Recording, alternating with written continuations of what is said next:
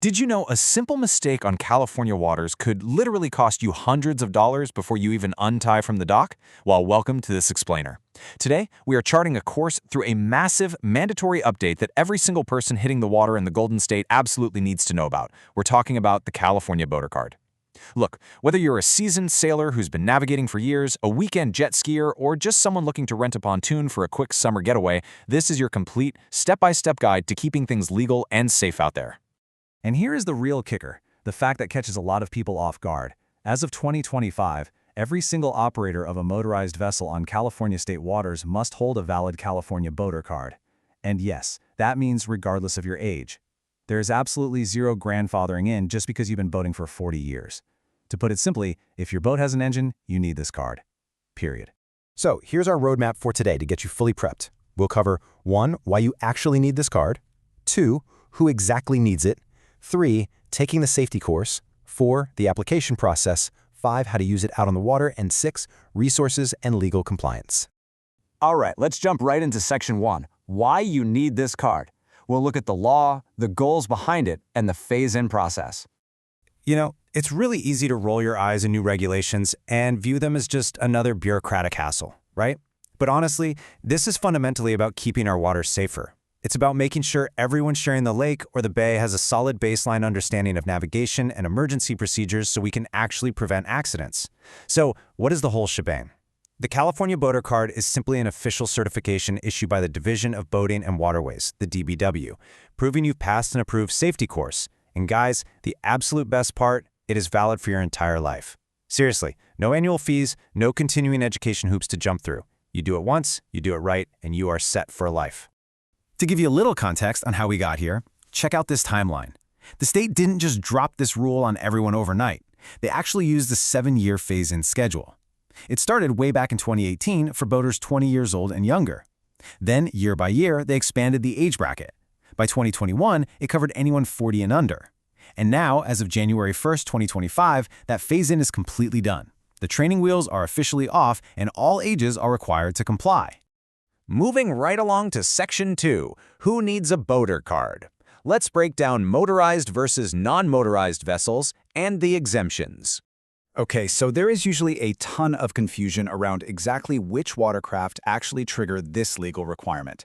The golden rule here is the distinction between motorized and non-motorized vessels. If your vessel is motorized, so we're talking power boats, personal watercraft like jet skis, and yep, even a sailboat if it happens to use a tiny auxiliary engine just for docking, you require a card. The second an engine is engaged, the law applies to you.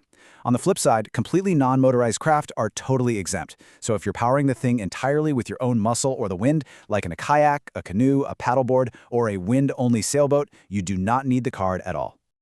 Now, having said that, the law does carve out some very specific exemptions. For example, if you're just renting a boat for a quick weekend trip, you're exempt during that rental period, assuming the facility gives you a proper safety briefing. What about kids? Well, minors can operate a motorized vessel, but only if they are directly supervised by someone 18 or older who holds a valid card.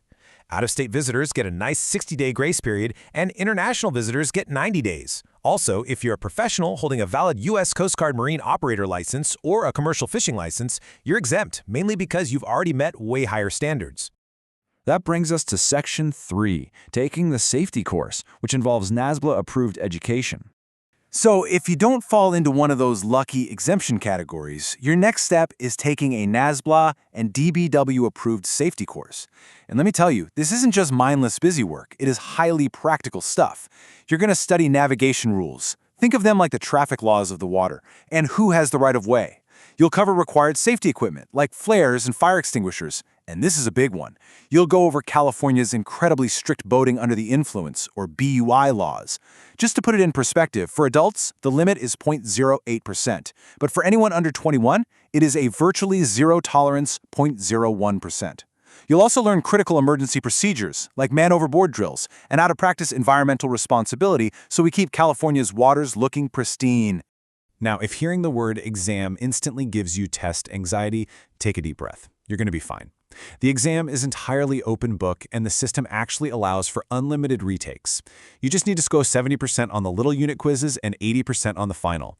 The state's goal isn't to gatekeep the water or trick you. They genuinely just want to ensure you've mastered these life-saving concepts. Plus, you can take it completely online, totally at your own pace, right from your couch. Next up is Section 4, Applying for your card. Let's walk through this simple 4-step process. All right, now that we know the why and the what, let's get into the actual logistics of getting this piece of plastic into your wallet.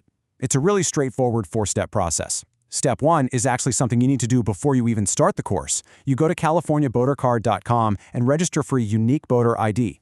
Step 2, you use that new ID to enroll in and complete your NASBLA-approved course. Step 3, pass that open book final exam we just talked about. And finally, Step 4, submit your proof of completion and pay the $10 state fee. After that's done, you're typically issued a temporary certificate that you can print and use immediately while you're waiting for the real physical card to show up in the mail. And if there's any weird delay, you can just log right back into that portal to check on your status. Oh, and speaking of fees, here's a fun fact. If you ever happen to lose your card or, say, accidentally drop it in the lake while you're fishing, it is incredibly cheap to replace. The replacement fee is literally just $5. $5 for a card that, remember, lasts your entire lifetime. Let's move to Section 5, using your card on water, carrying proof, and avoiding fines. Okay, so you've passed the test, you paid your $10, and your shiny new card has arrived. What does this mean for you practically when you're out there? The absolute most important rule is that you must physically carry your California Boater Card or your official proof of exemption at all times while you're actively operating a motorized vessel. You've got to be ready to hand it over to the Coast Guard, Harbor Police, or local law enforcement at a moment's notice. Leaving it in your truck back at the marina? Yeah, that definitely does not count. Because look, if you don't have it on you, there are real-world consequences. Operating a motorized vessel without your card isn't just a slap on the wrist. It's an actual legal infraction.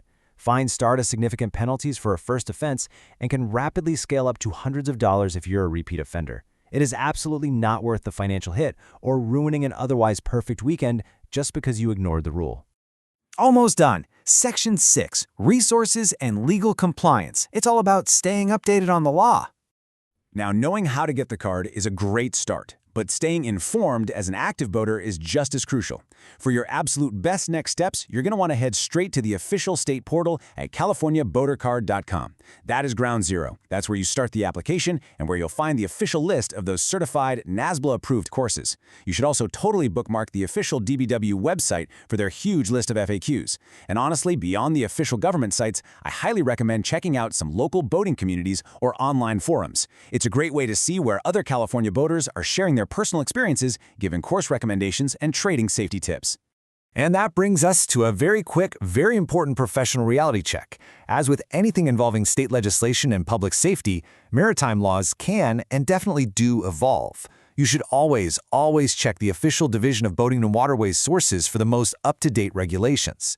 We've outlined the current framework for you here today, but at the end of the day, the DBW is the final authority for keeping you compliant with California boating laws. So stay informed and stay responsible out there.